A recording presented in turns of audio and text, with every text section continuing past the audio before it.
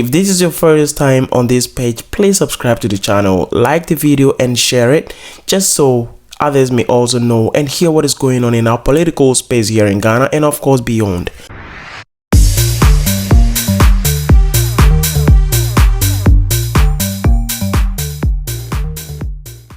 To counter the emerging terrorist threat? First, let me just comment on the developments in West Africa. Post-colonial West Africa, France maintained quite a close relationship with its colonies or previous colonies. UK has been a bit more detached and left its colonies to fend for themselves. It is a pushback against that stronghold, in respect of them wanting to manage their own affairs. Africa's demographic is changing. There's a young and growing population that is exposed and enlightened, knows what's happening in the world, and are not prepared to be tied to anybody's apron strings. I mean, our young people are tired of living on the richest continent that has the poorest countries, and they believe that with the kind of resources Africa has, it should be able to leverage itself and create a better life for its people. Be that as it may, the countries in Africa have not grown at the pace that keeps up with the changing demographic. It was estimated that to be able to provide enough jobs and provide sustainable living for Africa's population, Africa needed to grow at 8% and above consistently for the next 15 to 20 years. Unfortunately, growth has been sluggish. I mean, sometimes in some countries when they picked up, there was a time when Ghana was the fastest growing. We got 14% GDP growth. But then there comes a world economic crisis or a shock, and then things, go back and you have to start all over again. And so we've not been consistent in terms of creating opportunities for young people. And once that happens, then it means that people who have, some adverse feelings towards the state, they feel that the state does not exist for them, become easy recruits to, ideological insurgencies and terrorism and others. So yes, the threat is mainly Islamic. There are different groups, Al-Qaeda, ISWAP, and all the other groups that are taking advantage of what the situation currently is. It started in Mali, northern Mali, and it was an agitation by the Tuareg people mainly because they thought they felt marginalized. But since then, other groups have infiltrated and spread broadly across the Sahelian belt. And so it's a threat not only to the Sahel, but there's always the fear that it might spread downwards to the coastal states. So how would you address the specific problem relating to the youth and the appeal to the youth that you mentioned there? I do think that we must do the things that make our economies create more opportunities for young people. And to do that, we must begin to think outside the box. I mean, we've practiced this model for how many years and it's not working. And so something must give. Africa must make more from its natural resources to create a better life for its people. And so one of the things would be to see how we're just not extracting and exporting, but that we're adding value to those things, creating jobs internally. I mean, since gone the Gaggisberg, we've exported raw cocoa beans. Why are we not producing the butter? Why are we not producing the chocolates? We've been exporting raw gold. Others are refining it. And they say because you don't have an LBMI certification, you cannot refine gold unless you have that certification. That certification comes from elsewhere that does not produce gold. We must act in concert to change the structure of the world's economic relations in order that Africa can have a fair chance to be able to create, opportunities for its population. Pastor Lelo. Okay, yeah. I was going to go right on to a follow-up question about whether ECOWAS could have done things better in handling the coups in the Sahelian coups.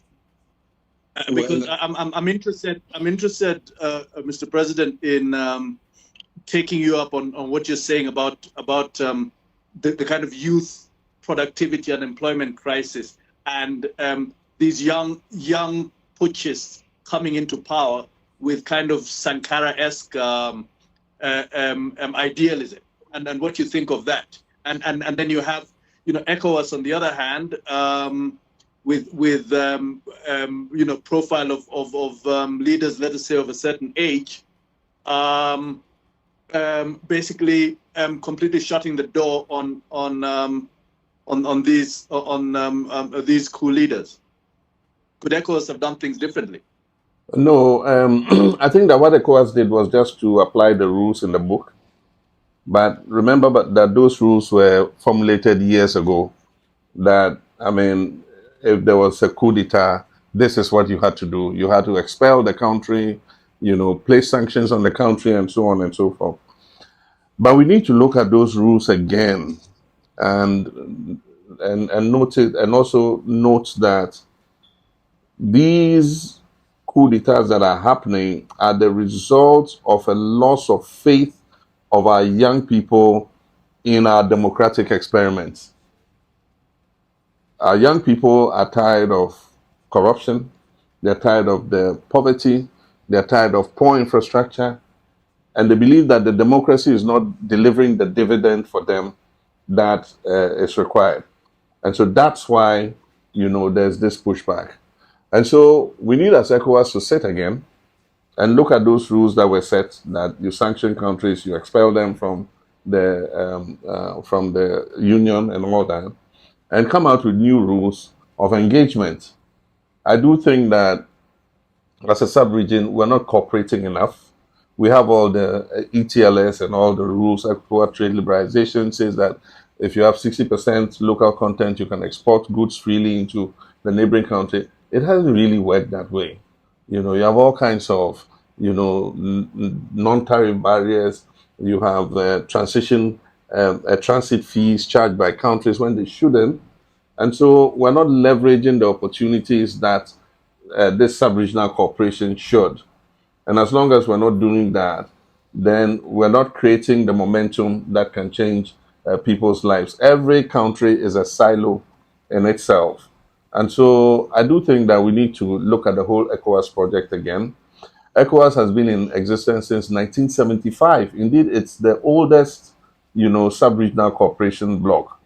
And it was formed before the EU. But I think that the EU has gone far more in advance of ECOWAS in terms of really integrating our people. And so we need to sit and have second thoughts about the whole ECOWAS project and see how we can make it work, especially for the young people of West Africa. But happily, the sanctions have been lifted. I think that creates the beginning, a platform for some rapprochement to be able to take place. Yes, well, I'm glad you raised the question of economies, which obviously raises the important point of the cycle, or when the cycle Africa is. We've seen financial collapse of 2008, people suggesting that the economic cycles are getting shorter and shorter between boom and bust. The suggestion is that Africa may either be on the verge of a renaissance, depending on who you speak to, or indeed on the verge of a depression. It's a very variable picture. Even as people are enthusing about the potential of the AFCFTA to create that kind of internal knitted market that you're talking about and reboost economies. I wondered if you would describe yourself and your approach to the AFCFTA, the African Continental Free Trade Area, as Nkrumahist, and what your thoughts are of its potential for transforming the continent's economies. I think that we've all come to the realization that Nkrumah's call for African unity was justified. And he had advocated that we should unite quickly before we get used to living in our independent states with our own flags and national anthems.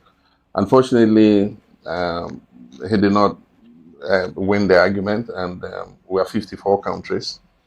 And so a time came when we said, okay, we lost that moment. There's no way we're just going to suddenly integrate 54 countries in a flashbang.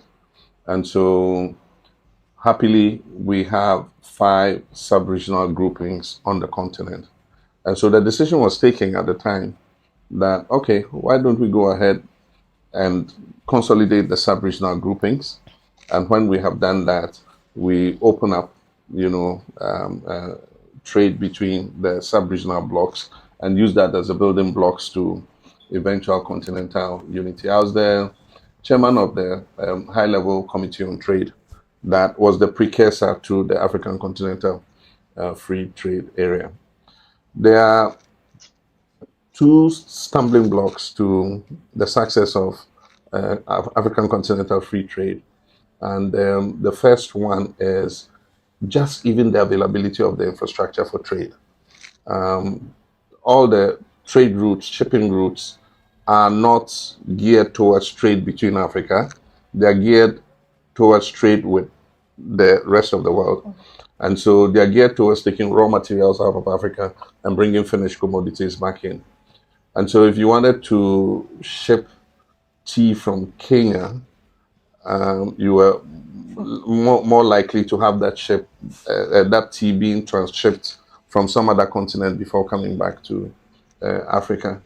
And if I wanted to send, let's assume we were exporting cocoa products to, say, Sudan, the products will probably go to Europe somewhere, be transshipped through Dubai and somewhere to Sudan. So the infrastructure itself does not exist for that kind of trade. And so one of the things we must look at is how do we improve the trade infrastructure in Africa in terms of railways, in terms of road transport, in terms of direct shipping. Even if I wanted to ship a container from Accra to Monrovia, which is in West Africa, and I ship the container from Accra to London, that container is going to get to London before the other container gets to Monrovia. So those are the structural rigidities that we have. The next is that we have contained our production in silos for so long that even gearing up productivity to be able to get the goods to export to each other, we do not have it. In Ghana, our manufacturers have been producing for a 30 million market for years. And so how to leverage that production to a 1.3 billion market does not take place overnight.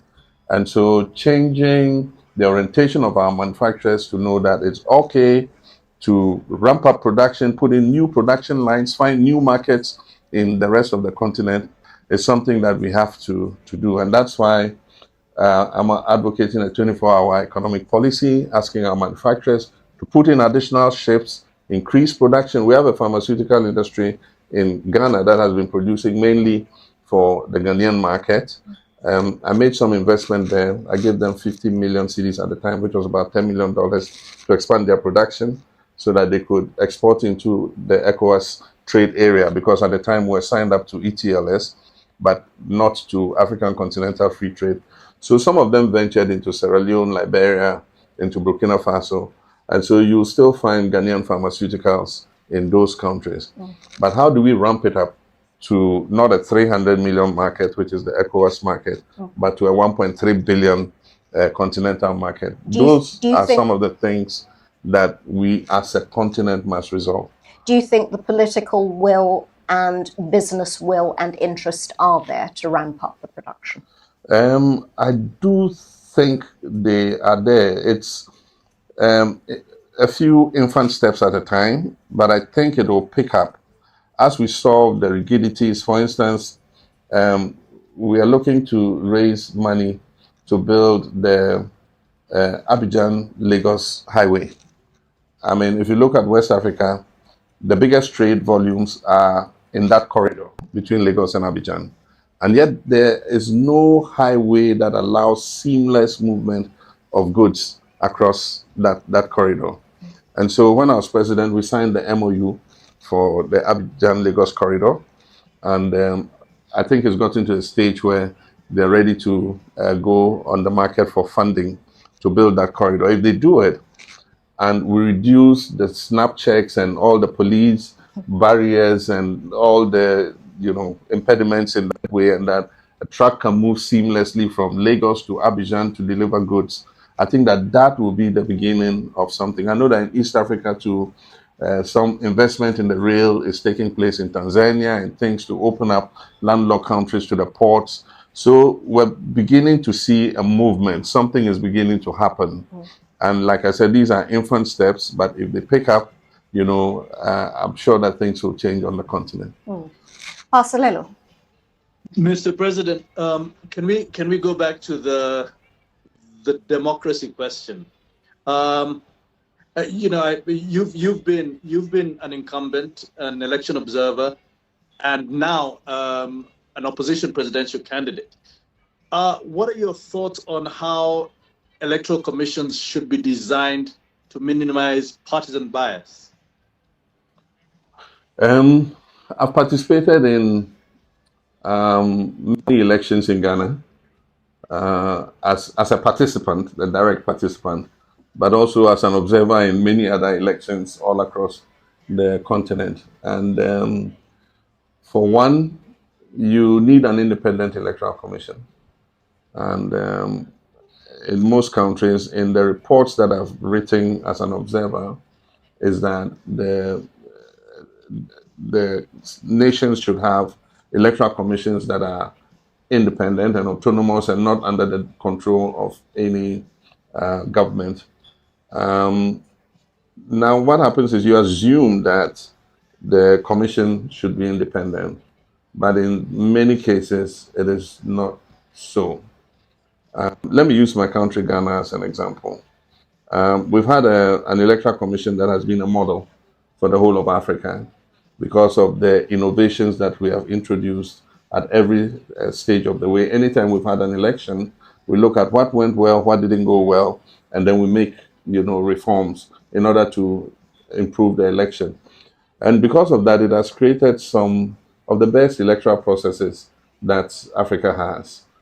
Unfortunately, you get a government that comes in that appoints people who have a known partisan record, onto the commission. You'd as much as possible want to appoint people who are credible, who are respected, who everybody knows, would be neutral. But this is a government that has a record of appointing NPP people onto the Electoral Commission. And indeed, I mean, sometimes it's forced out of their own mouths. One of the commissioners, said that our party is the biggest existential threat to democracy in Ghana. And he's a member of the commission, and we know that he was a patron of the NPP, a student movement on campus and all that. There's even another one who was part of the manifesto writing committee of, the NPP. So when you have people like that being appointed onto the commission, then you begin to wonder, should we change the mode of appointment of these people? Should the appointment be taken away from the president and given to some other independent body and all that kind of thing? So these are things that are beginning to bubble up.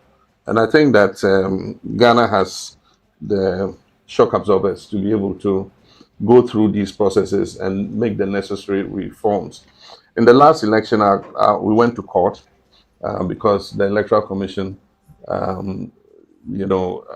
changed the results several times. The declared results were announced differently several times. And aside from that, there were some incidents that happened, after we had all signed off on the printing of ballot papers. I mean, somebody just goes back, one of our agents, to a printing house, and millions of ballot papers have been printed. Those ballot papers ended up in unauthorized hands, and we know that a lot of ballot stuffing was done. Many of the places where they couldn't stuff the ballots, and didn't want the evidence to remain. They went and chucked them away in some bush, and we found pre-printed ballot. I mean, people were arrested with ballot papers. We handed them over to the police. Today, there's been no prosecution. 8 people were gunned down in the election. I mean, it's a very complicated process, and it needs a lot of stakeholder engagement. It needs level-headedness, to be able to encourage the EC to do its work, so that, I mean, we all are satisfied with the integrity of the election. Recently, there was an announcement of recruitment of returning officers, and the information we have is that ministers and DCs and others were asked to write the names of party apparatchiki and present them so that they would be appointed as the returning officers. Are these people going to be neutral? I mean, these are all questions that creates a problem for democracy in our countries. No, Mr. President, since the return of multi-party rule, 1992 for Ghana, I believe, for Kenya as well, and several other countries on the continent. We seem to have been running around in circles on the issue of electoral integrity, creating independent institutions, and so on. Can we continue to say that this is merely a question of kind of slow-moving evolution of our own kind of democratic systems, or is there something else going on? Because across this continent now, the people are losing faith in elections. They know they're very familiar with the Stalinist saying that it's not so much the vote that counts, but the people who count the votes.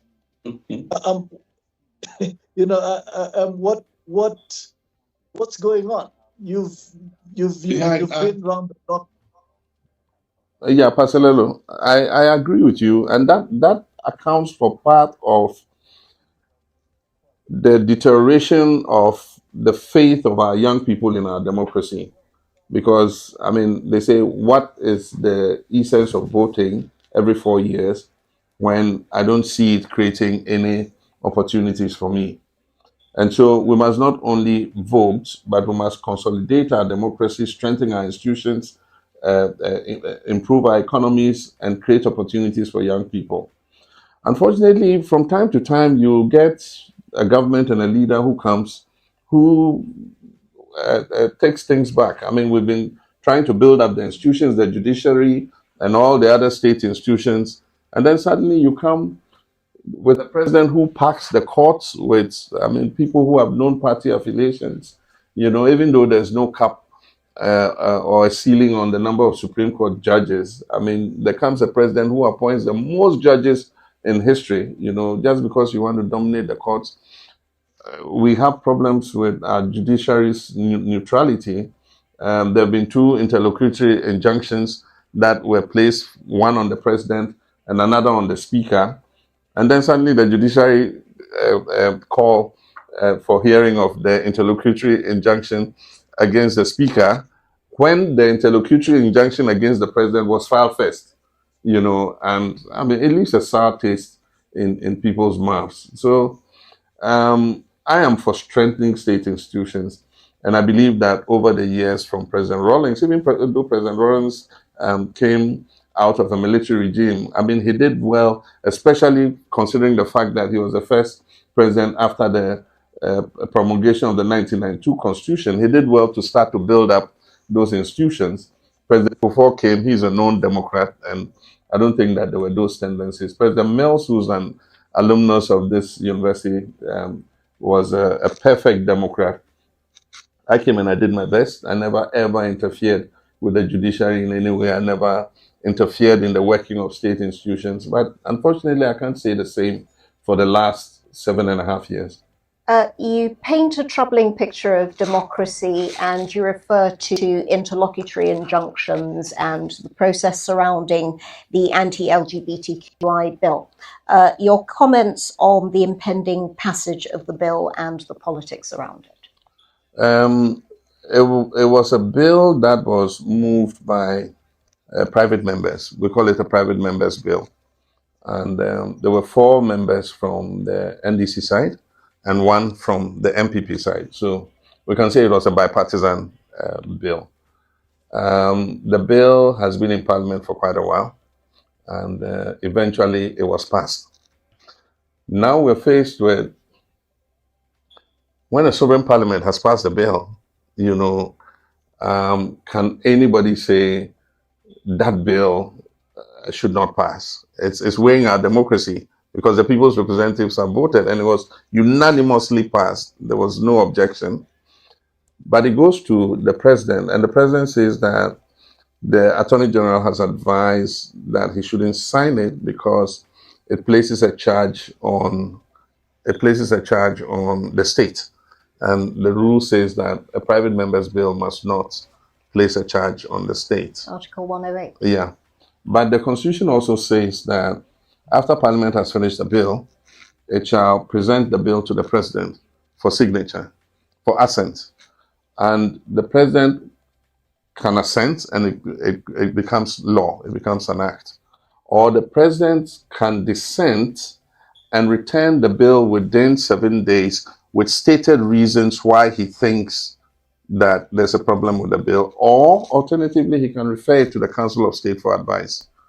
Now, what has created this situation is the president says, I won't sign it because some individual has gone to the Supreme Court to put an injunction on the president not to sign it. And I believe that that's not constitutional.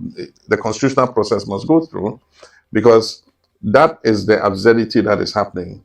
And so somebody also goes and sues the speaker and says that I have a problem with the process of approving these ministers, so you cannot pass them. And so if we left it for any individual to go to the court and pass an interlocutory injunction, and because of that, constitutional bodies are not carrying out their duties, we'll end up in absurdity, which is what we are in currently. And so there's an impasse between the two bodies, and we wait to see how it will be broken. The suggestion by the likes of Martin Bibu is that the legal procedure is perfectly within order. Yeah, he's a lawyer, well respected. But the point I'm making is, if we don't let the constitutional processes play out, then it's going to create a problem for our democracy.